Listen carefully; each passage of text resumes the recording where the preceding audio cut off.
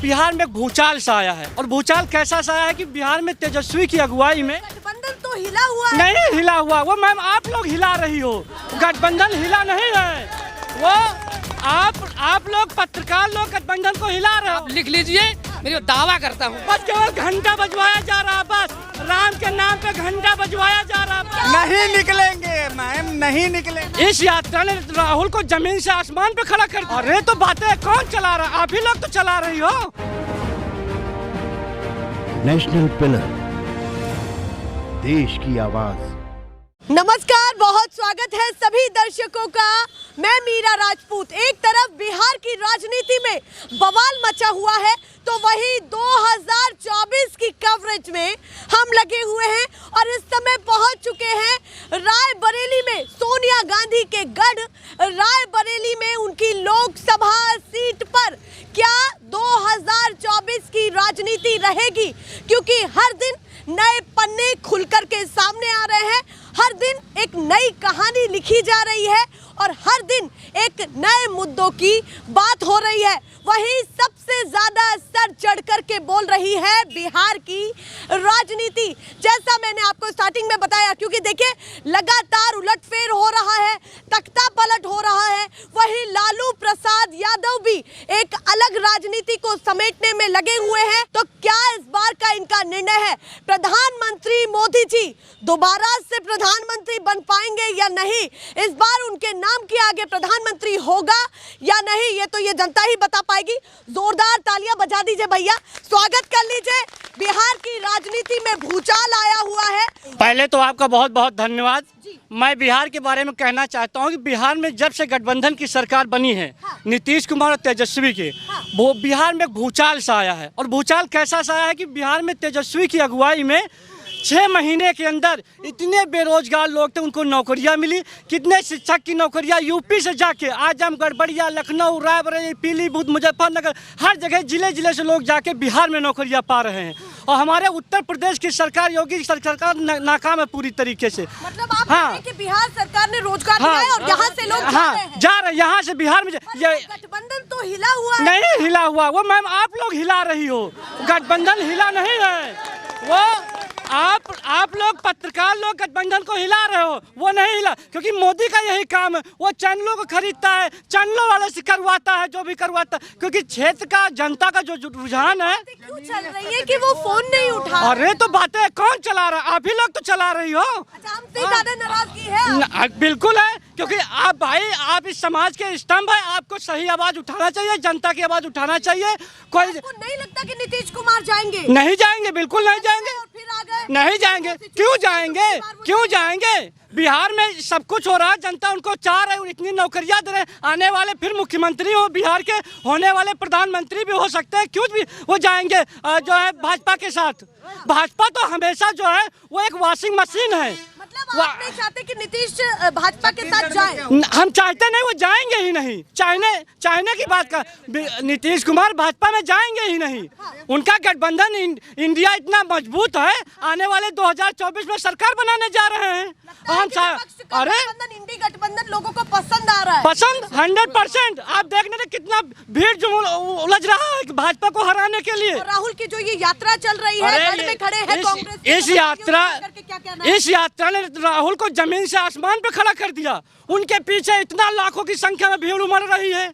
मोदी के पीछे आपने भीड़ कभी देखी है? अमित शाह के पीछे कभी भीड़ देखी है? योगी के पीछे कभी भीड़ देखी है? सभाएं होती है, अरे कुर्सियां खाली रहती, जो नौकरी करते हैं लोग, चतुर्थ श्रेणी IAS PCS, जो क्षेत्र के अध्यापक, सेक्रेटरी, पंचायत, सरकारी कर्मचारियों को बुला के इकट्ठा करती है भाजपा सरकार।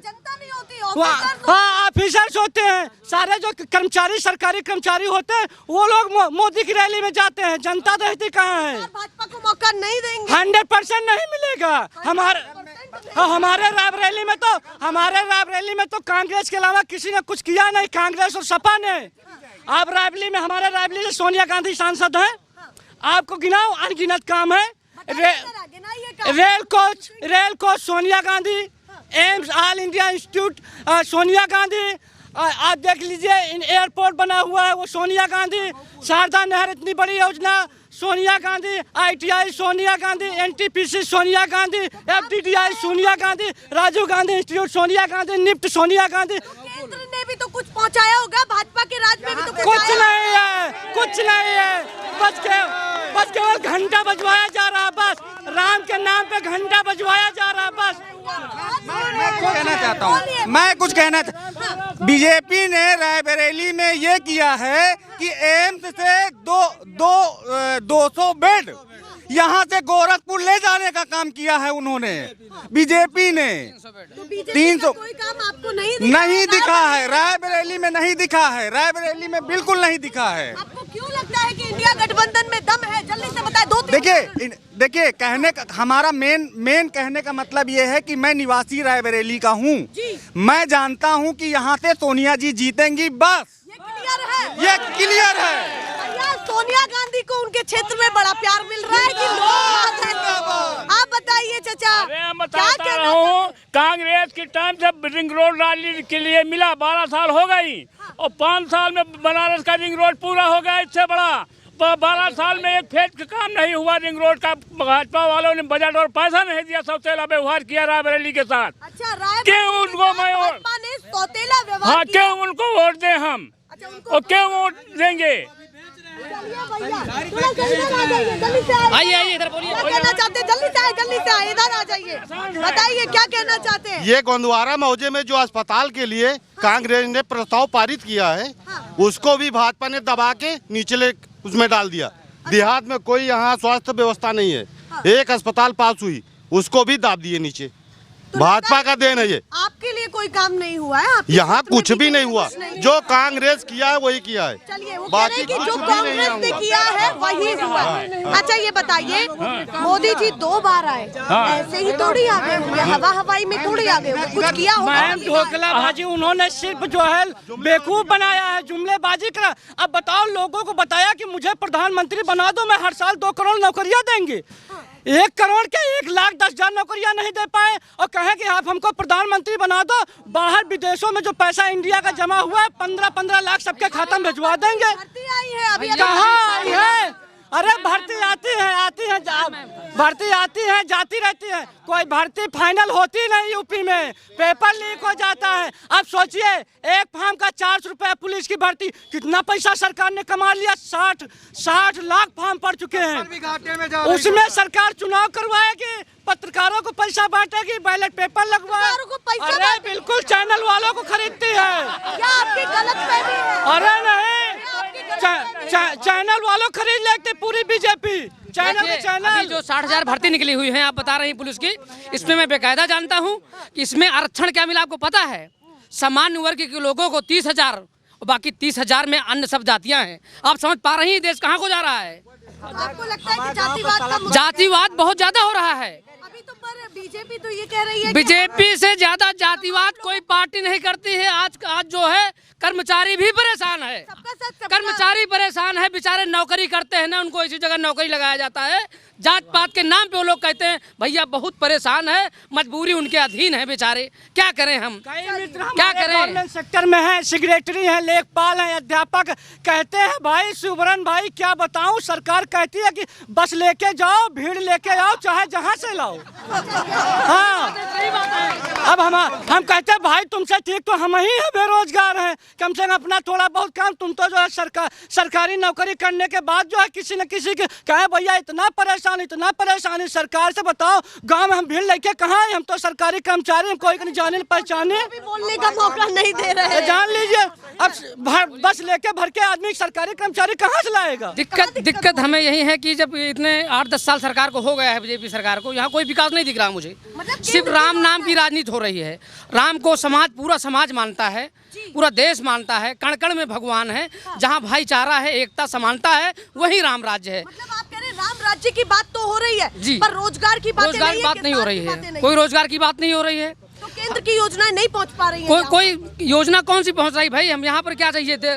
समाज को बिजली फ्री चाहिए, समाज को शिक्षा फ्री चाहिए, समाज को क्या चाहिए? और जनता ने तो राम राज्य की भी बातें कही थी कि भैया राम मंदिर आस्था का प्रतीक है और चाहते हैं लोग, तो कहीं ना कहीं वो बीजेपी ने किया। मैम, ये समाज है, यहाँ अनेक प्रकार के लोग हैं, ये ठीक है, यहाँ पर सब दल के लोग मिलेंगे, जहाँ हर जाति धर्म के लोग मिलेंगे। तो सबसे पहले मैं धन्यवाद देना चाहता हूँ संविधान को कि वो संविधान कोर्ट का आदेश है जो राम मंदिर बना हुआ है, सभी लोग जानते हैं। आज प्रोपेगेंडा करने से कोई मतलब नहीं है, ना किसी से कोई मतलब नहीं है। आपको प्रोपेगेंडा लगता ही है। जब पेपर में देखो तो मीडिया में देखो तो राम नाम की बात हो रही है। कोई राम का विरोध थोड़ी ना करता है। पूरा समाज आज पूजा करता है, हर घर में दीप जलाए जाते हैं। पूरा समाज भगवान को मानता है, भगवान के विरोधी यहाँ कोई नहीं है। सिर्फ ये पत्रकार द्वारा, आप लोगों के द्वारा ये दिखाया जाता है। हम आपको नहीं दोषी ठहरा रहे हैं, नहीं, हम आपको दोषी नहीं ठहरा रहे हैं। लेकिन पत्रकार जो होता है देश का स्तंभ होता है, समाज की तीसरी आंख होती है पत्रकार। जो अच्छे आप कह रहे हैं जो ग्राउंड पर दिखे जी जी जी जी जी ग्राउंड पर एक और चीजें दिख रही हैं। बिहार की राजनीति में भूचाल है, आप उससे अवेयर पूरा होंगे, जागरूक होंगे। क्या कहना चाहते हैं इस बार क्या होगा? लालू प्रसाद यादव, तेजस्वी, नीतीश, ये खेला ही अलग। देखिए, बिहार से तो हम है नहीं, हम यूपी से हैं, ना उतने बड़े नेता हैं, हम तो एक किसान घर के लड़के हैं। हम जो देखते हैं अभी वहाँ पर तो गठबंधन की सरकार है, ठीक है। अभी नीतीश कुमार जी और तेजस्वी यादव जी की जो सरकार है अभी वो बरकरार है उस पर। अभी जो ये भूचाल चल रहा है इधर उधर जाने आने की बात, अभी कुछ हुआ नहीं, उस पर चर्चा करना हमारी आपको ठीक बात नहीं है। नहीं, अगर ऐसा हुआ तो आप क्या सोचते हैं? अब ऐसा होगा, लेकिन ऐसा होगा नहीं। अभी जो चीज नहीं हुआ है ओपन अप करना पड़ेगा आपको, बातों को घुमाना। मैम अभी जो नहीं हुआ है उस पर हम आप चर्चा नहीं कर सकते हैं।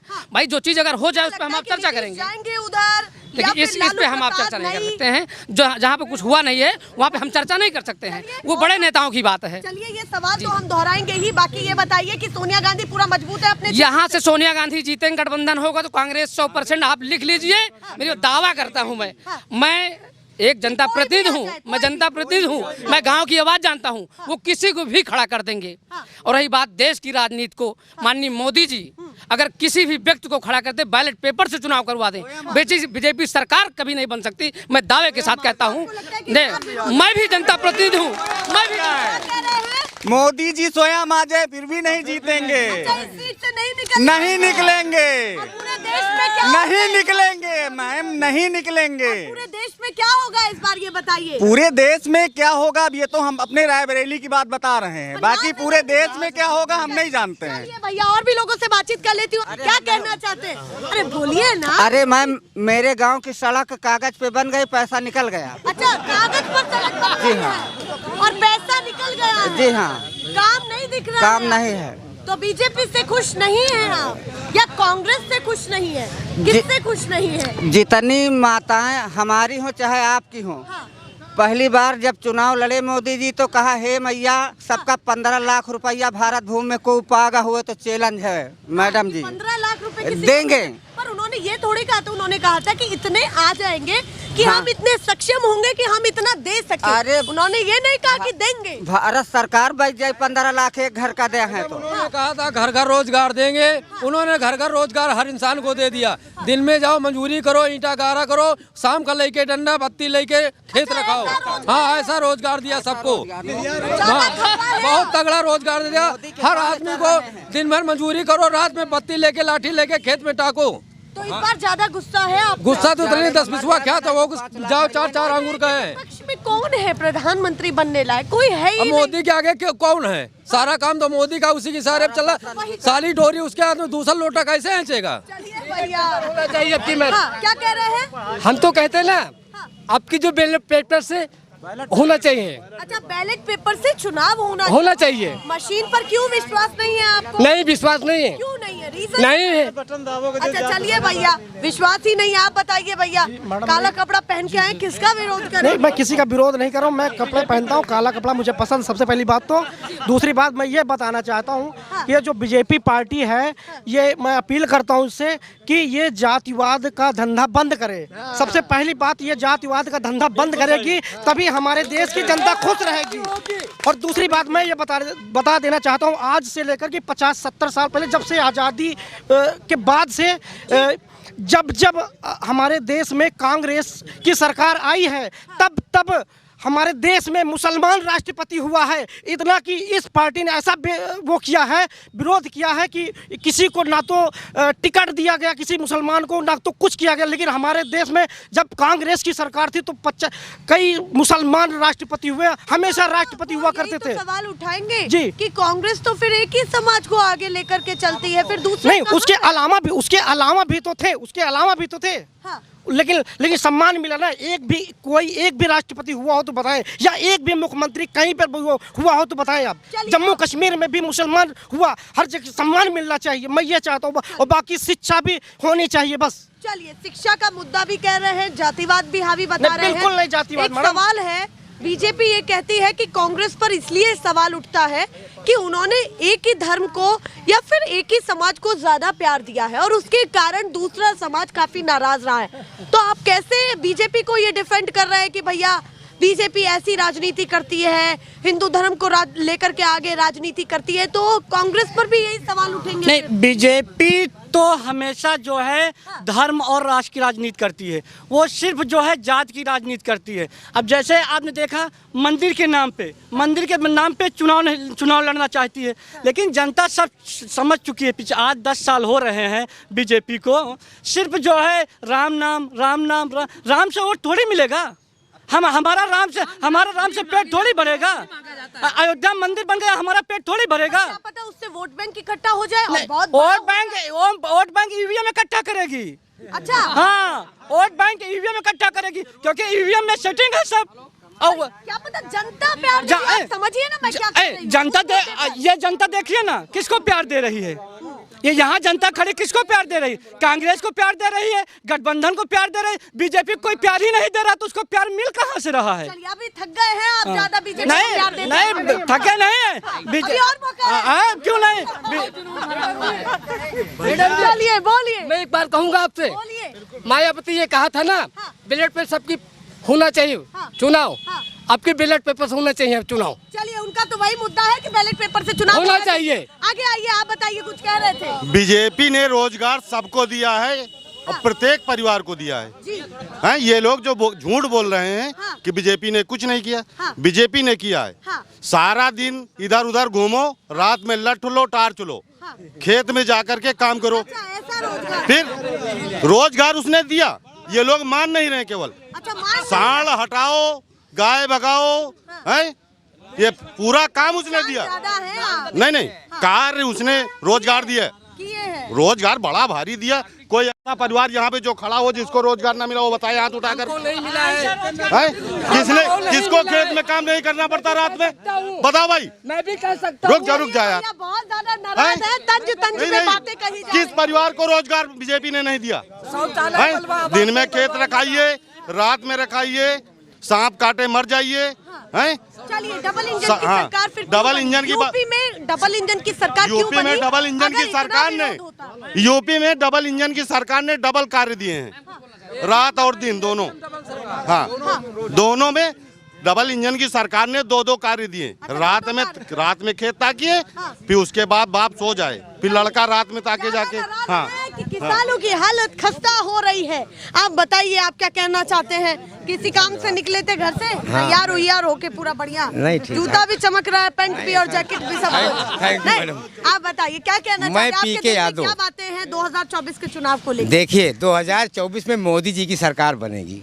हाँ, बनेगी। प्रधानमंत्री मोदी ही होंगे। कितनी सीटें आने वाली हैं पूरे देश में? पूरे देश में हमारा अनुमान है कि गठबंधन लेके 400 से 420। गठबंधन लेके? हाँ, मतलब एनडीए गठबंधन। हाँ, मुझे और जो है अकेले 300 से 320। हाँ, अकेले की 320 पूर्ण बहुमत में अकेले ही। तो आपको लगता है 400 पार होने वाला है? आपकी सीटें बढ़ेंगी। तो लगता है कि बीजेपी बहुमत के साथ नहीं, बहुमत नहीं, महाबहुमत, प्रचंड बहुमत के साथ, प्रचंड बहुमत से आने वाली है। हाँ, पूरे भारतवर्ष में। तो क्या क्या वजह लग रही है जो आपके दिमाग में जो किसी ने 70 साल में नहीं किया, वो इन्होंने किया। अच्छा, जो 70 साल में नहीं हुआ, वो बीजेपी ने कुछ 3-4 मुद्दे ऐसे हैं देश के, व्यक्तिगत नहीं अभी, व्यक्तिगत जैसे 370 किसी ने छुआ तक नहीं। क्यों? 6 महीने के लिए लागू था, हम लोग अब जाने हैं। तो उसको इन्होंने हटाया। 3 तलाक, एक देश एक कानून। और तीसरा मुद्दा जो ठंडे बस्ते में पड़ा था, राम मंदिर वाला, इसको इन्होंने 6 महीने के अंदर निपटाने के लिए कहा। ये तो नहीं कहा हमारे पक्ष में कर दो। सुप्रीम कोर्ट किसी का नहीं होता है, संविधान के अनुसार सबसे बड़ा होता है। उसने फैसला दिया और वहाँ के शंकराचार्यों ने, सब लोगों ने मिलकर बनवाया। सरकार ने केवल शासन प्रशासन व्यवस्था की है वहाँ की। लोग कहते हैं इन्होंने पैसा दे दिया, पैसा वहाँ इतना खुद ही जमा है। चलिए भैया, ये बातें चल रही है कि राम मंदिर बनवाया, 3 तलाक को लेकर के बातें हुई, 370 को लेकर के बातें हुई, जो काम ठंडे बस्ते में पड़े थे वो बीजेपी ने कर दिखाए हैं।